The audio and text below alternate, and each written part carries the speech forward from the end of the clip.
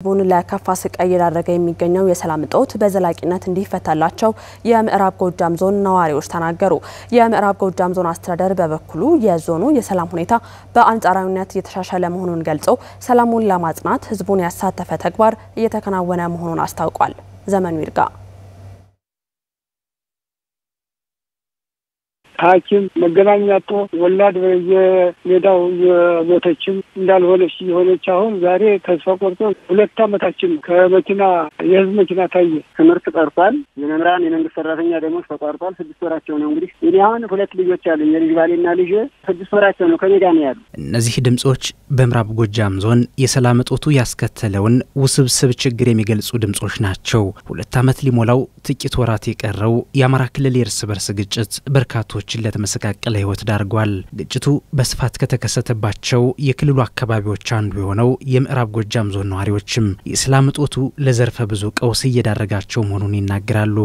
ስንት ንጹሃኖች ስንት እርጉዞች በመኪና እጦት ሐኪም ቤት ሳይደርሱ ሳይገላገሉ እየሞቱ እያለቁ ናቸው። ተተኪው ትውልድ አማራን አልፎም ኢትዮጵያን የሚተካ ህፃናቶች ያለ ትምህርት ገበታ እየቀሩ ነው። የጥይት ድምጽ ግጭትና የተራዘመ ጦርነት ሰልችቶናል የሚሉት ነዋሪዎቹ መንግስትና ታጥቀው ጫካ የገቡ አካላት ለህዝባቸው ሲሉ ወደ ሰላም አማራጭ እንዲመለሱም ጠይቀዋል።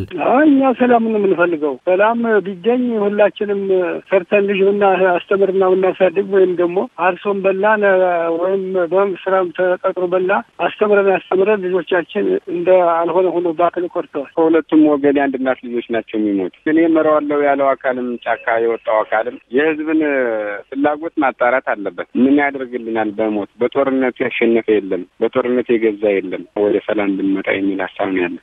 የምዕራብ ጎጃም ዞን ሰላምና ጸጥታ መምሪያ ኃላፊ አቶ ሙሉጌታ አለም ካለፈው 1 ዓመት በአንጻራዊነት ሲታይ የዞኑ የሰላም ሁኔታ መሻሻል የታየበት መሆኑን ያነሳሉ።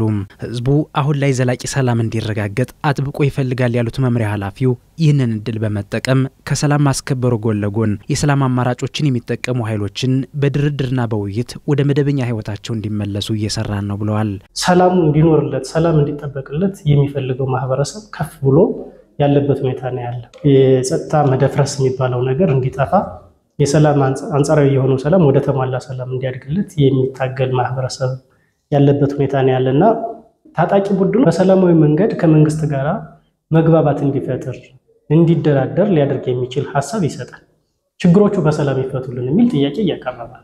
በቀጣይም ቢሆን ይሄን የበለጠ አጠናክረን የሽምግልና ስርዓቱንም በእያንዳንዱ የድርድር ሂደቱንም ማለት ከግለሰቦች ጋር ያላቸውን ንግግር የበለጠ አጠንክሮ የሰላም አማራጩን ሊከተል የሚችለው ኃይል እንዲበዛ ሊያደርግ የሚችል ስራ እኛም ቢሆን ሁሉ ጊዜ የምንሰራው ስራ እንደሆነ ሊገለጽ ይገባል ማለት ነው። በዞኑ ለዘላቂ ሰላም መስፈን ህዝቡ የሚያደርገውን ተሳትፎ አጠናክሮ ሊቀጥል ይገባል ተብሏል።